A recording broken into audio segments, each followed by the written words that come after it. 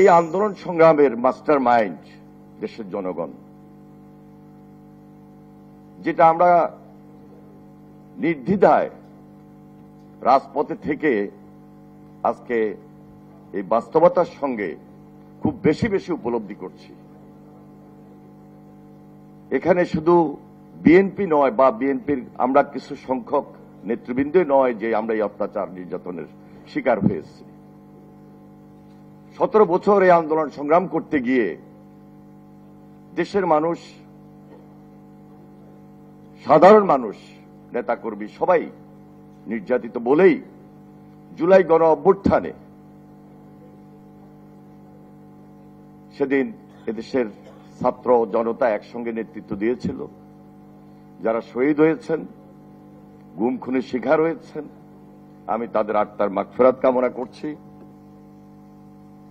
এই বাংলাদেশের নতুনভাবে যে চিন্তা, এই বাংলাদেশকে নতুনভাবে যে গড়া, সেই দিকটাকে আমরা সবচেয়ে বেশি প্রাধান্য দিই এবং তা করতে হলে বাংলাদেশে ফ্যাসিবাদ বিরোধী যে ঐক্য, এই ঐক্যটাকে সবচেয়ে বেশি সুদৃঢ় করতে হবে।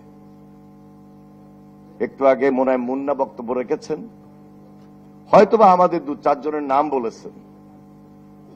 আমি কাউকে 2-1 জনের নাম বলেই অন্য আরেকজনকে এই আন্দোলনে ছিল না এই কথা বলার কোন সুযোগ নাই। আমরা সবাই নির্যাতিত ছিলাম, সবাই অত্যাচারিত ছিলাম এবং এই আন্দোলন সংগ্রাম করতে গিয়ে যিনি সবচেয়ে বেশি আপোষের নেতৃত্বের ভূমিকা অবতীর্ণ হয়ে আমাদেরকে নেতৃত্ব দিয়েছিলেন দেশনেত্রী বেগম খালেদা জিয়া, তিনিও এই অত্যাচার নির্যাতন থেকে বাদ পড়েন নাই।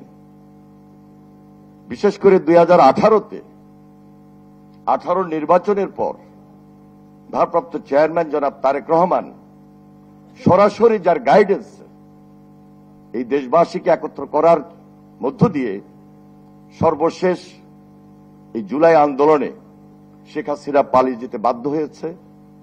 আমি তারেক রহমানের প্রতিও কৃতজ্ঞতা প্রকাশ করছি।